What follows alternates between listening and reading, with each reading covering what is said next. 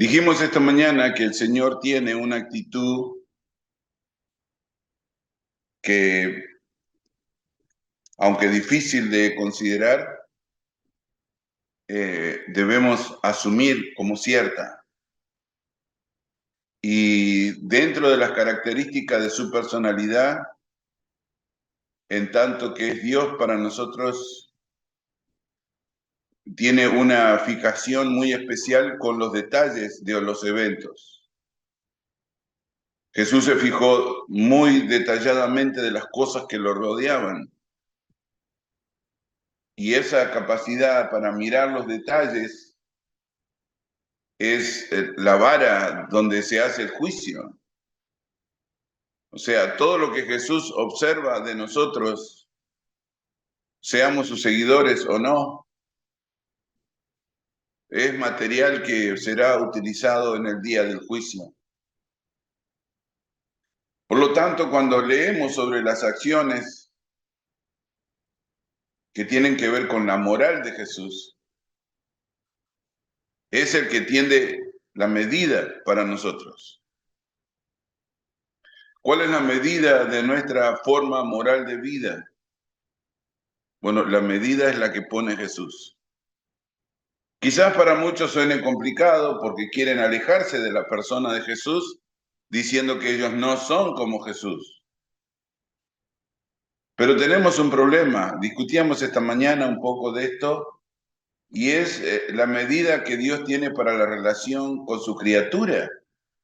Y la medida es la de un hijo. O sea, esta noche, ¿qué es lo que nos tiene en este lugar? Somos seguidores de Jesucristo, yo entiendo. Pero nuestra posibilidad de vida eterna está dada por el Padre. El Padre es el que da vida. La segunda persona de Dios es nuestra puerta de redención. Pero el encuentro con la vida, nadie va al Padre, ¿recuerdan? Juan 14, nadie va al Padre. O sea que nuestro destino es el Padre. Y eso nos presenta un problema grave porque nuestro destino hacia el Padre tiene un camino. Y ese camino es el Señor Jesucristo. Ahora, esto es totalmente distintivo de cualquier falsa religión. Esto es lo que distingue la verdad de la mentira. Es la verdad de la revelación de Dios. La responsabilidad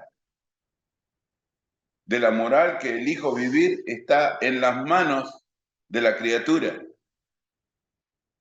No es algo que Dios desde el cielo elige y establece para determinados humanos,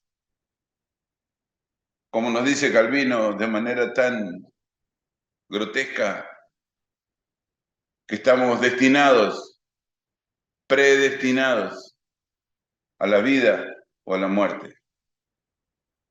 La pregunta es que si estamos predestinados a la muerte, ¿para qué nacimos? ¿Por qué nacen los que están predestinados a la muerte? Si el que produce la vida es Dios.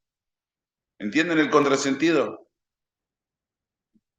Dios quiere que su criatura viva, pero a pesar de que quiere que su criatura viva, algunos han nacido para morir. Es basura.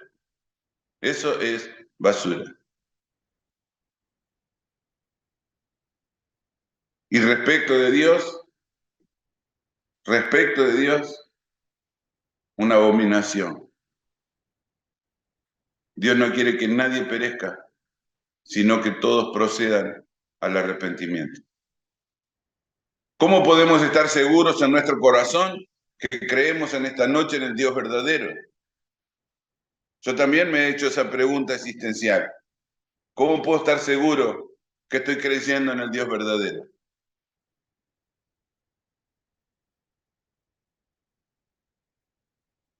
La respuesta es, si quieren, complicada, pero a la misma vez liberadora.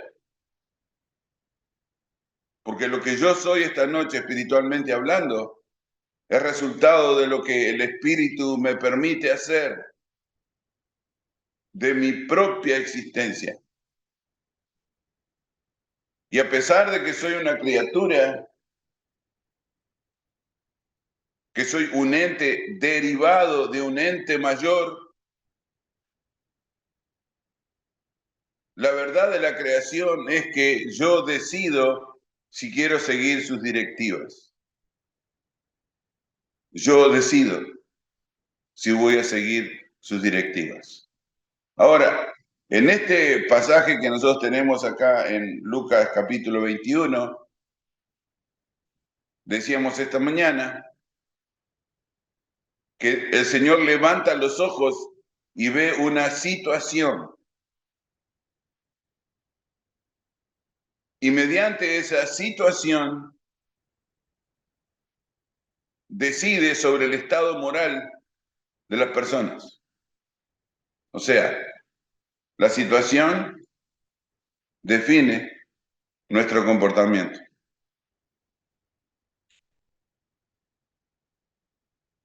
Suena bien, pero no es cierto. Eso es lo que Satanás nos grita al oído, que la situación define el comportamiento. ¿Qué dice Jesús? Bueno, totalmente al revés. Totalmente al revés. Yo sé que nos gusta oír que la manera que me comporto depende de mi situación, pero no es cierto. Mi comportamiento depende de mi moral, no de mi situación.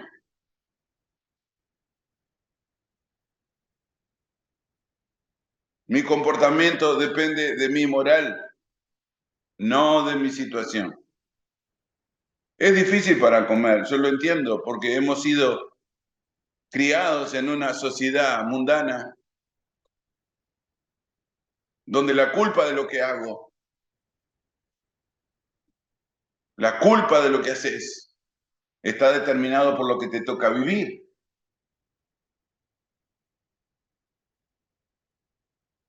Por lo tanto, Satanás dice a voces que casi nunca tenemos la culpa de lo que pasa.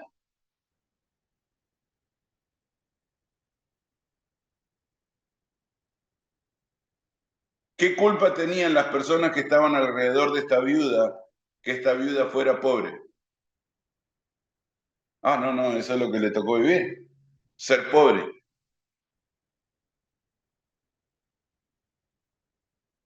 ¿Qué dice la Escritura?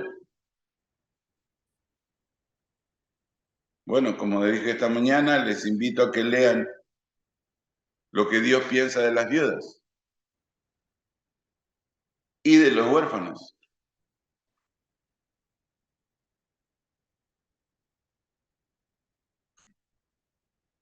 Tomen un ratito y estudien qué piensa Dios de las viudas. ¿Son pobres porque se quedaron sin marido o porque son parte de una sociedad totalmente injusta que incumple la ley de Dios? ¿Cuál de las dos? Oh, no, son parte de una sociedad injusta, por eso son pobres. Bueno, ¿qué quieres que haga? ¿Cómo que quieres que haga? Si Dios instruyó a una nación para que viviera en determinado ejercicio moral. ¿Recuerdan lo que hacían los judíos con las casas de las viudas y los huérfanos? ¿Qué hacían? Se las robaban. Uno dice, ¿tenés el corazón de robarle a una viuda y a un huérfano? ¿Qué es la respuesta? Sí, qué difícil. Me robo la casa de las viudas y las huérfanas. Se robaban las casas de las viudas y los huérfanos.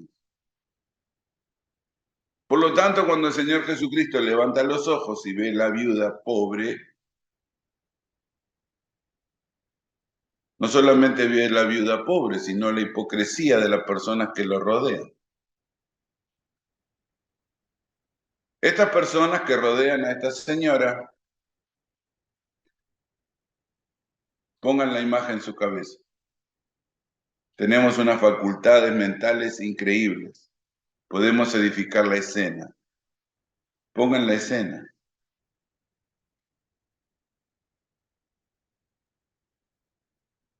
Esos judíos reciben la misma voz que recibimos nosotros. Es la situación. Le tocó ser pobre.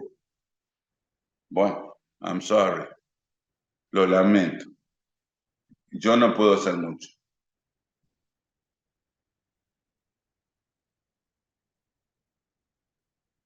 Pero pongan en su corazón un instante la idea que Satanás nos hace vivir, donde podemos liberar las culpas inmorales. La culpabilidad de las cosas inmorales, Satanás dice que las ponemos sobre la situación.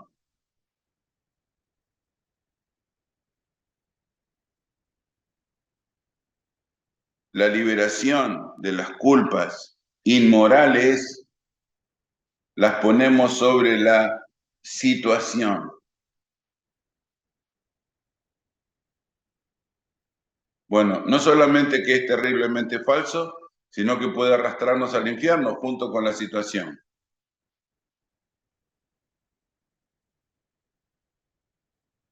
Jesús le dice a los judíos que son hijos del infierno. Uno dice, wow, se le fue la mano. No, está en Mateo capítulo 23, es bastante sencillo para leerlo. Ustedes son hijos del infierno, hijos del diablo. Juan capítulo 8, hijos del diablo. ¿No les parece que es un poquito fuerte esa declaración? ¿Llamarle a una persona hijo del diablo?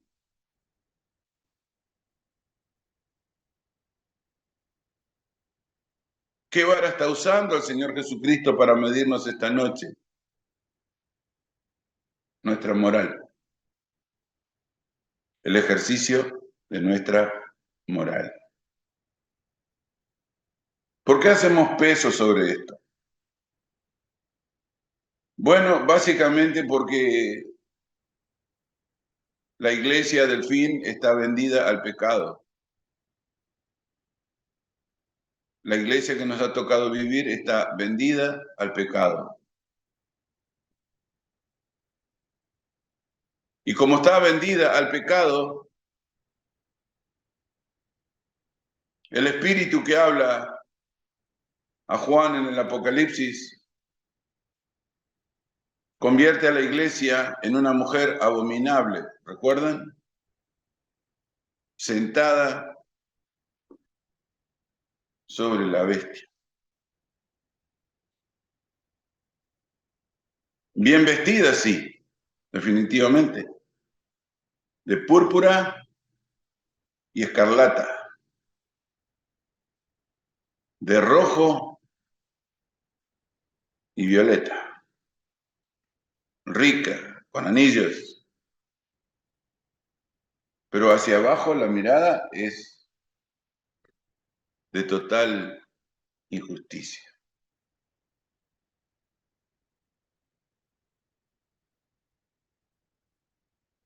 ¿Por qué queremos prosperidad económica?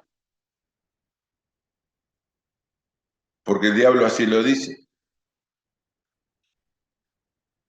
La escritura no dice por ningún lado que la prosperidad económica es símbolo de una relación profunda o concreta con el Señor. Eso no dice la escritura. ¿Podemos forzar la escritura? Si quieren forzar la escritura, fuércenla. Pero dejaríamos de discernir para comenzar a, ya sabemos la palabra, ¿no? Interpretar. Bueno, me gustaría hacer peso esta noche en una sola esquina de de esta escena con tantas aristas. Me gustaría tomar solamente una de ellas. La conducta moral. Quiero hablar de la conducta moral. La fe tiene 3 eventos. Me gustaría repetírselo. Si lo tiene anotado en algún lado, mejor. La fe tiene un aspecto moral, la fe tiene un aspecto doctrinal y la fe tiene un aspecto emocional. Quiero hablar del último, del moral. ¿Por qué? Bueno, pensando en estas cosas durante estas semanas, me di cuenta en mi propia humanidad que las señales que nuestra sociedad nos ha dado nos permiten una forma de fe, pero comandada por el diablo. Las personas se dicen, oh, ¿cómo así que la fe de nuestra sociedad está comandada por el diablo? Bueno, básicamente por cómo se liberan las culpas. ¿Cómo liberamos las culpas nosotros? Bueno, básicamente liberamos las culpas de manera bastante sencilla, si quieren usar un mecanismo. Nosotros liberamos nuestras culpas mediante la situación. Oh, ya hemos hablado de eso. Oh, yo sé que hemos hablado de eso, pero ahora pongámoslo sobre la mente de Jesús.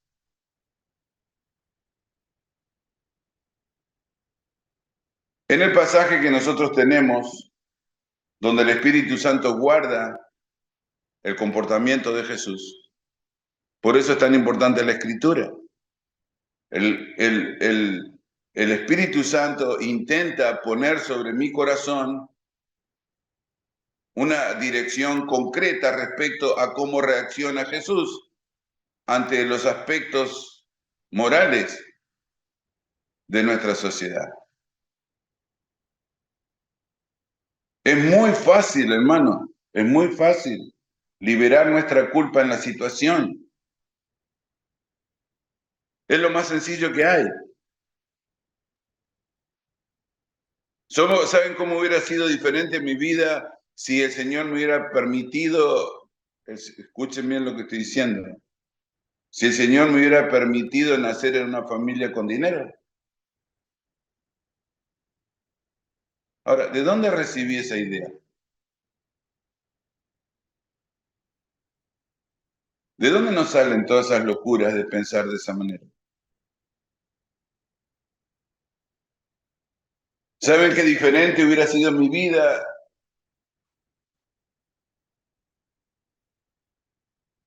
si mis padres me hubieran dirigido mejor en las cosas del Señor?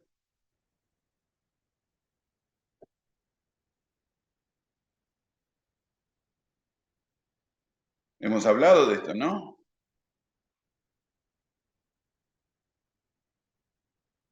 ¿Saben qué diferente hubiera sido mi vida si la sociedad donde me levanté como persona hubiera sido una sociedad más sana? Pero me crié en una sociedad edificada sobre la burla, sobre el bullying.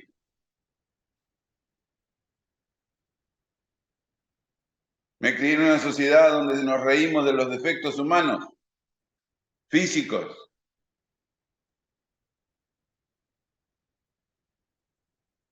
Esa es la sociedad donde yo me crié. Si por alguna razón estaba Rengo, el sobrenombre que te iba sobre tu vida era Rengo. Como que a alguien le gusta andar Rengo. Si tenías las orejas muy grandes, te iban a poner oreja. Tengo amigos que les llamamos oreja.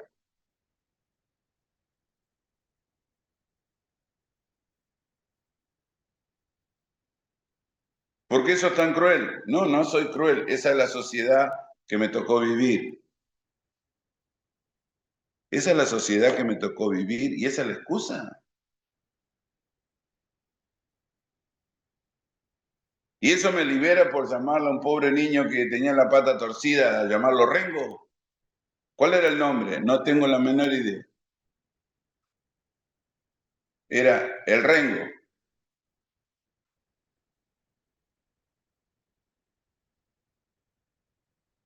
¿Desde qué edad le llamaba el Rengo? No sé, le llamé toda mi vida. Comentaba con Marianela que nos reuníamos con nuestros amigos en la esquina de mi cuadra, no sé, de que tenía 8 o 9 años. Y nos reuníamos ahí en la esquina todos los amigos del barrio a hablar estupideces, a aprender cosas que no debíamos aprender,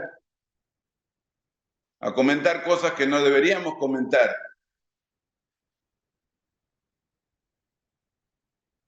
Por lo tanto, toda mi capacidad para ver el mundo equivocadamente la tiene mi situación. Yo no puedo ver correctamente el mundo porque la situación no me lo dejó ver.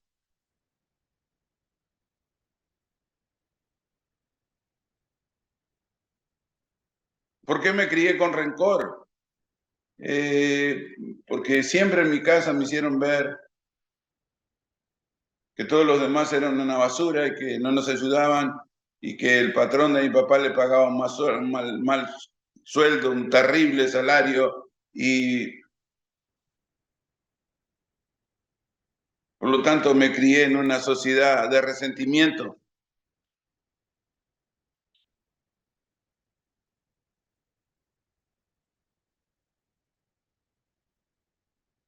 Somos parte de una sociedad resentida, donde el odio es natural por el mal que recibimos.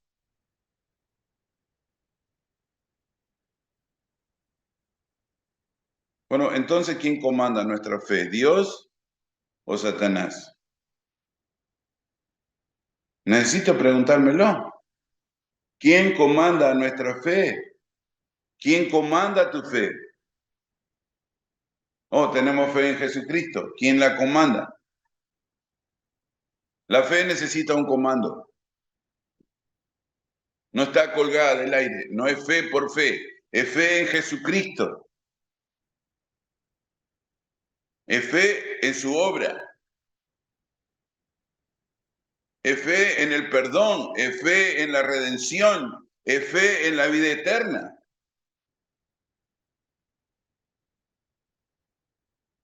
¿Quién está en control? ¿Quién comanda eso? Bueno, depende. El diablo.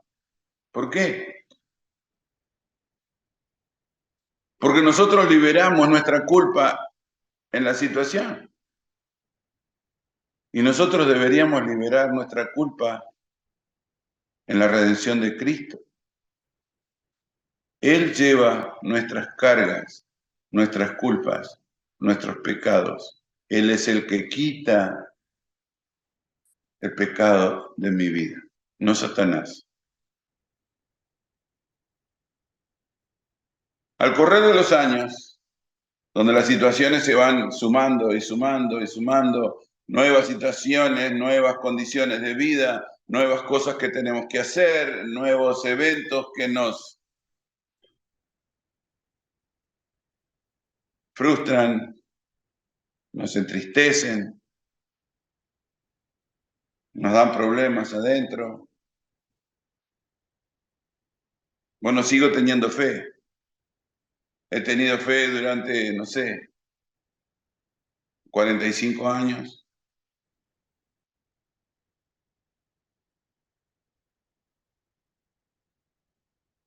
Uno debería decir, bueno, una fe de 45 años ya está libre, ya está lista. La verdad es que no, porque sigo sumando acontecimientos sobre mi vida. Y en esta suma de acontecimientos la voz de Satanás sigue siendo igual de activa.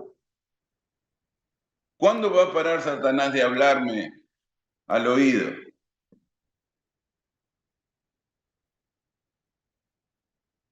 ¿Cuándo va a dejar de ser tropiezo en mi camino?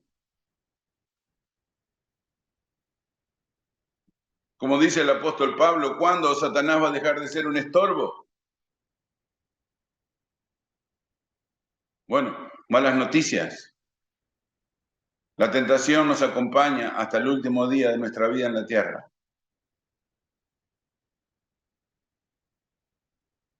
Hasta mi último día en la tierra,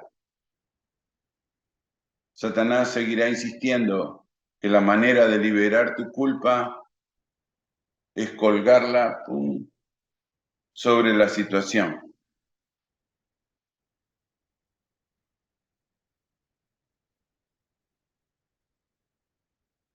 Y la verdad que debería darnos mucha tristeza esto.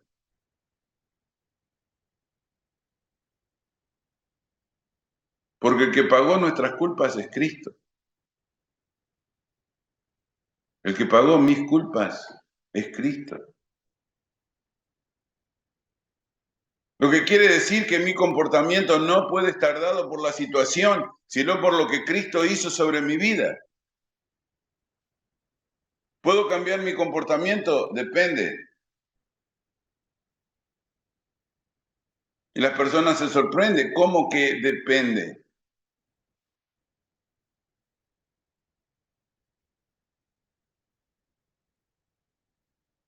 ¿No sería lógico decir que esta viuda que Jesús está mirando está en esas condiciones por su situación de vida? Y ya está. Nos limpiamos las manos y seguimos adelante. Qué bien, pobre viuda, que entregó esas dos blancas, Dios la bendiga, bla, bla, bla, bla.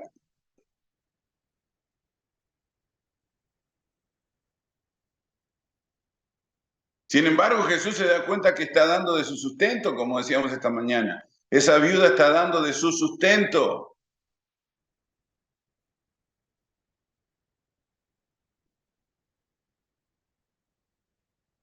La pregunta que Satanás dice, ¿qué querés que haga?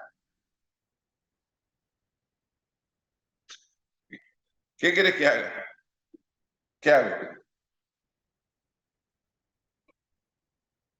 Bueno, ¿qué tal decir que es una vergüenza que haya una viuda pobre en Israel? En lugar de naturalizar lo que está mal. ¿Entienden lo que Satanás nos está haciendo? Hemos aprendido a naturalizar lo que está mal. Y cada vez es peor. Satanás dice que si naturalizás lo que está mal, el mal desaparece.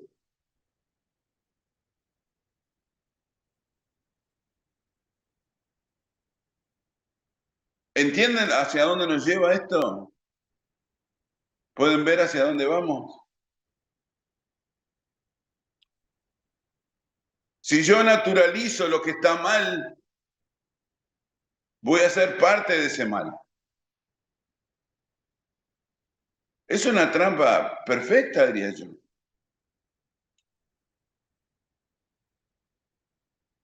Nuestras instituciones cristianas, lo hemos repetido hasta el cansancio, no quieren discernir la diferencia entre pecado y abominación. No quieren hacerlo. Porque saben que el compromiso moral es muy profundo.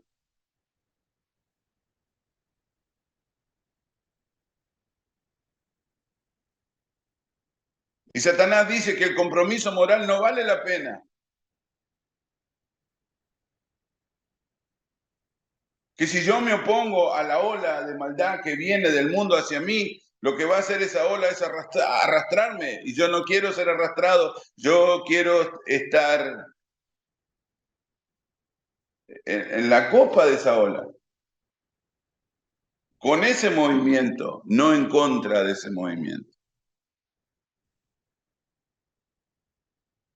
¿Qué nos pasa en el momento que decimos, como dice la Escritura, que las personas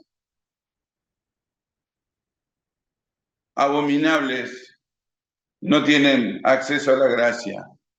A ver, ¿cuál es la reacción del mundo cuando decimos una barbaridad de ese tipo?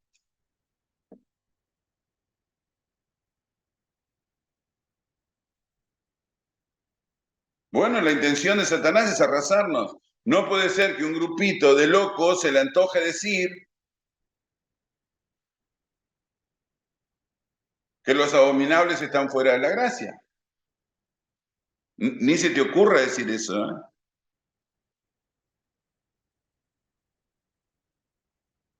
Pero si yo no digo eso, ¿en qué tipo de moral vivo? Hermano, si no decís eso, bajo el comando del Espíritu Santo, Él es el que comanda la fe. ¿Cómo sé? Bueno, es el que nos recordará lo que el Señor Jesucristo nos ha dicho. Porque no vas a poder, no voy a poder liberar mi culpa en la situación. Bueno, esto es lo que tenemos ahora.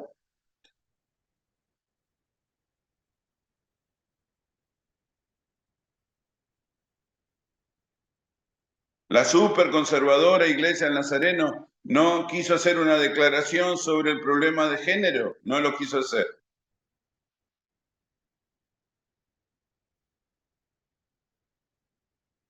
¿Por qué no lo quiso hacer?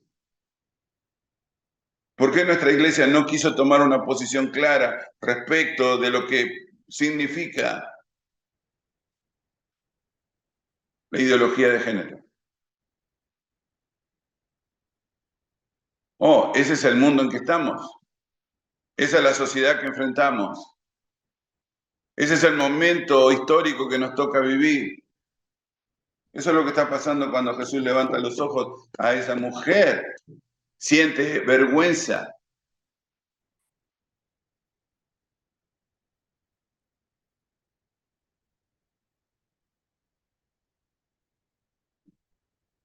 Siente vergüenza.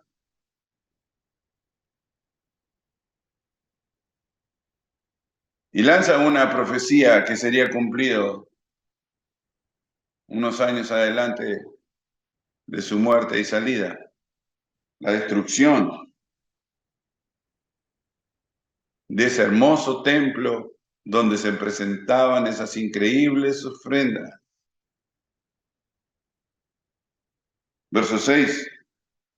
En cuanto a estas cosas que veis, días vendrán en que no quedará piedra sobre piedra que no sea destruida. Sí, el año 70 cambió la historia para siempre. El emperador Tito, cansado de los problemas de Palestina, decidió destruir el centro de adoración del pueblo judío. Arrasó con el templo. Ese hermoso templo donde se presentaban las ofrendas de estos señores ricos, mezclado con una pobre vieja viuda que solo entregaba el sustento.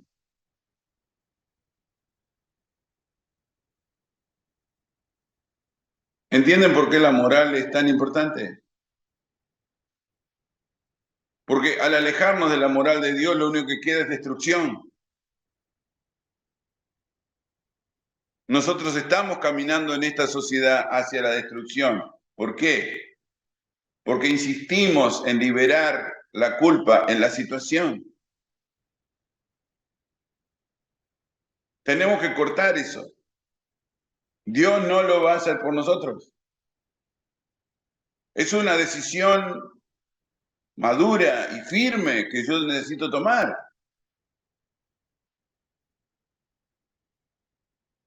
La pobreza de la viuda es un problema moral, no es un problema espiritual, ni es un problema emocional, es un problema moral. Es debido al comportamiento equivocado de hombres que supuestamente creían en Dios. Jesús lo especifica, ¿no? Porque todos aquellos que echaron para las ofrendas de Dios O sea que tenían conciencia de Dios. Lo que estaban haciendo supuestamente era para Dios. Mentira, mentira. No eran para Dios. No eran para Dios. Era mentira.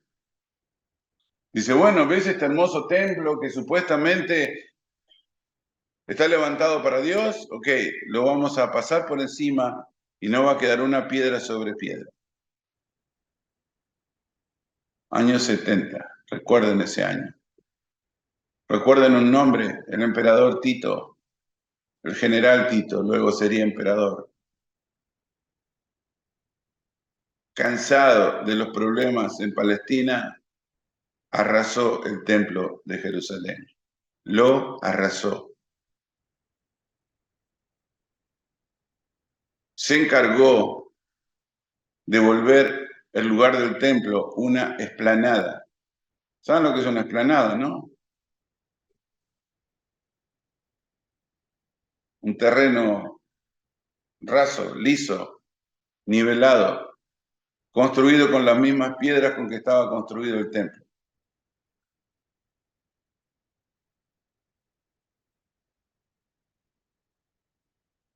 Lo dijo Jesús. ¿Por qué pasó eso? Porque el pueblo no solamente se alejó de Dios, sino que pretendía edificar un Dios que no existe. Un Dios que libera las culpas del hombre en la situación que le toca vivir. No se cuelguen de eso, hermanos. No se cuelguen de eso, no hay manera. Lo que somos esta noche, moralmente hablando, tiene que ver con lo que Cristo hizo por nosotros.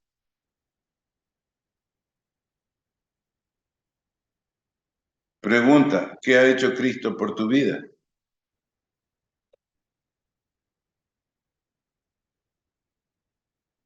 ¿Qué es lo que el Señor Jesucristo ha hecho por mi vida?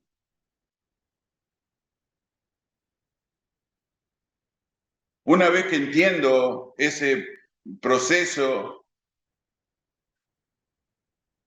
el impacto va sobre nuestra moral.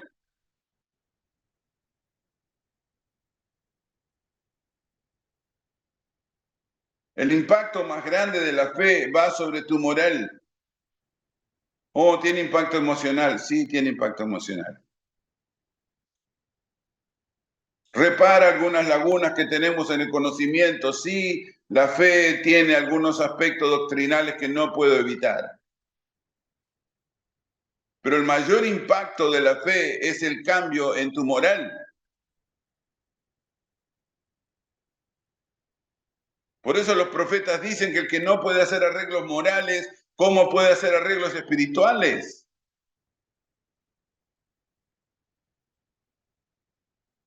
Una pregunta que no queremos responder porque no se nos antoja. ¿Qué tengo que hacer para salvarme? Es una buena pregunta.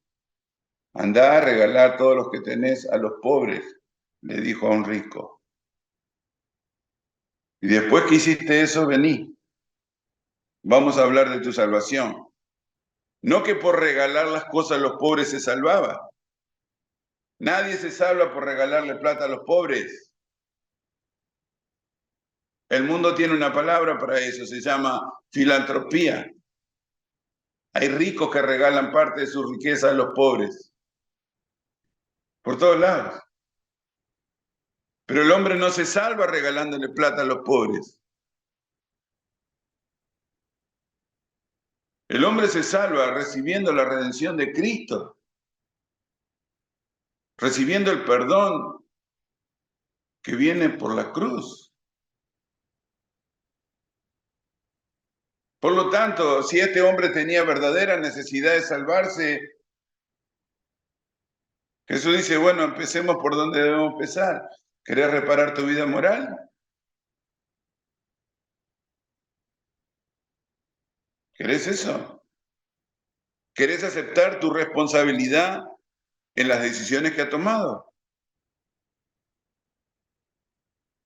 Se los dije muchas veces, se los repito esta noche, la mayoría de nosotros entramos a la fe por la puerta equivocada.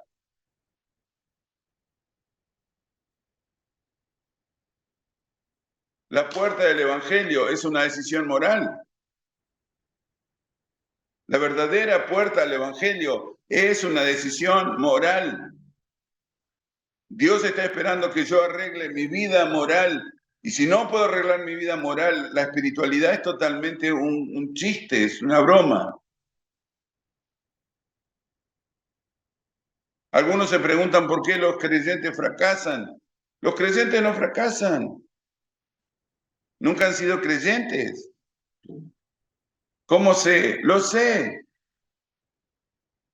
Es un problema de conocimiento en la escritura y es un problema de la experiencia personal. Los creyentes no fracasan.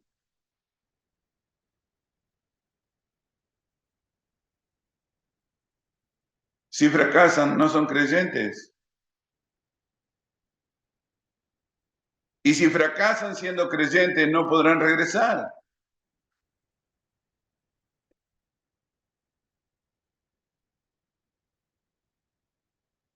Es grave, hermanos. No es risa, es grave. Es imposible que los que una vez fueron iluminados, gustaron del don celestial, fueron hechos partícipes del Espíritu Santo, gustaron de la buena palabra de Dios y de los poderes del siglo venidero y recayeron. Es imposible que sean renovados para arrepentimiento porque han crucificado de nuevo al Hijo de Dios y lo han expuesto a vituperio. Hebreos capítulo 6. Es imposible. ¿Qué está pasando acá? Bueno, lo que está pasando acá es que nadie quiere asumir su responsabilidad moral. Es una vergüenza que haya viudas en ese estado de pobreza en Israel. Es vergonzoso. No estamos hablando de una sociedad perdida, sino de personas que dan vueltas sus bolsas para ofrendar, para las ofrendas de Dios. Enloquecimos. Sí, básicamente enloquecimos. ¿A quién le vamos a echar la culpa? ¿Al diablo? ¿Y ustedes creen que el diablo va a llevar nuestras culpas? ¿Vos crees que Satanás va a llevar tus culpas?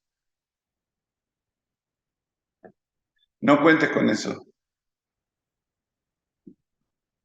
En el juicio de Dios, cada cual pagará por sí mismo, no por otro.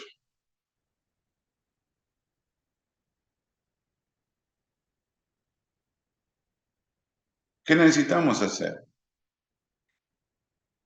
Bueno, en primera instancia, responsabilizarnos por nuestros actos y nuestros comportamientos. Comenzar a tomar responsabilidad por nuestros actos. Asumir nuestras decisiones. No cargarlas a las circunstancias. Lo que está mal y debe ser enfrentado como algo que está mal. No lo pongas sobre la situación.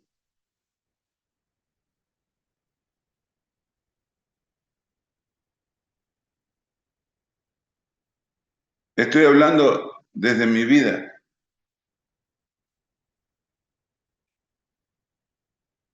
No pongas lo que está mal sobre la situación.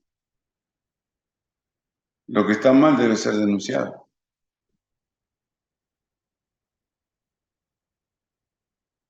Está mal que haya viudas pobres en Israel.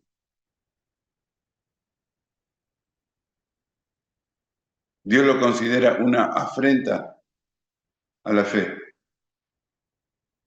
una vergüenza a la fe verdadera.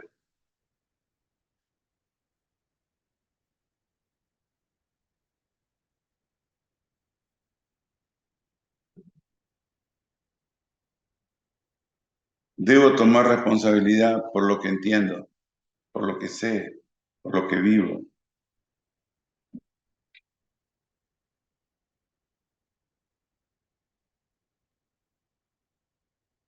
Si aprendemos de lo que el Señor Jesucristo intenta enseñarnos,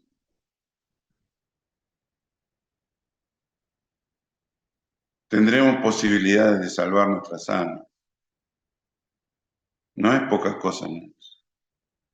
La intención de Dios es salvarme, pero no puede hacerlo por encima de mí. Dios puede salvarnos a través de nosotros. Necesita mis decisiones, necesita tus decisiones.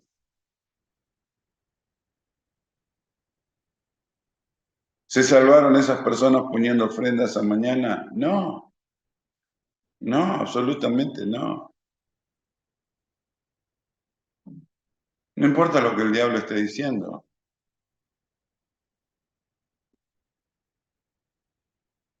No vas a poder liberar tu culpa en la situación.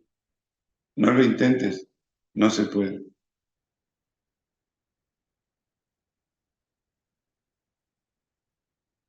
Es bueno, hermanos, para nosotros comer cosas que nos hagan crecer. Y aunque momentáneamente parezcan duras, se van a dar cuenta que al final no lo son. Porque al convertirnos en seguidores de Cristo, el proyecto de nuestra alma es salvarla. El proyecto de Cristo para tu alma esta tarde es que puedas salvarte.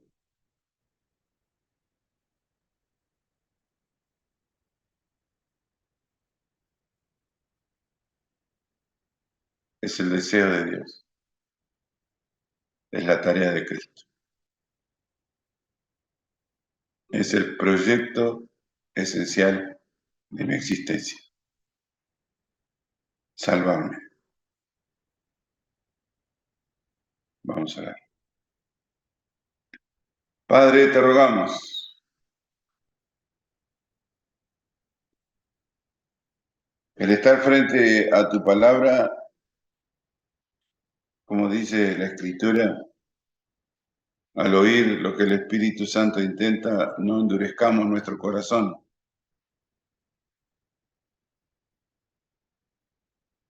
Son muchas cosas pasando en nuestra vida.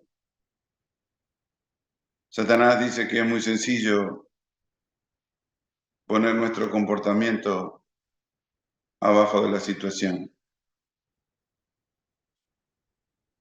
Pero lo que tú has hecho por nuestra vida es mucho mayor que la situación que estamos viviendo. Permítenos, Señor, aferrarnos con todas nuestras fuerzas a la vida de nuestro Señor Jesucristo y vivir,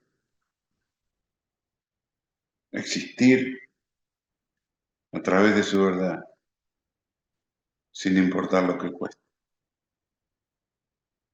La vida eterna lo merece.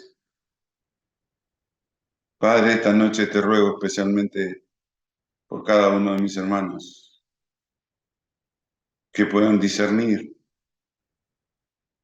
que podamos juntos alcanzar el mismo destino, la salvación de nuestras almas. Te rogamos esto por Jesucristo. En su nombre oramos. Amén.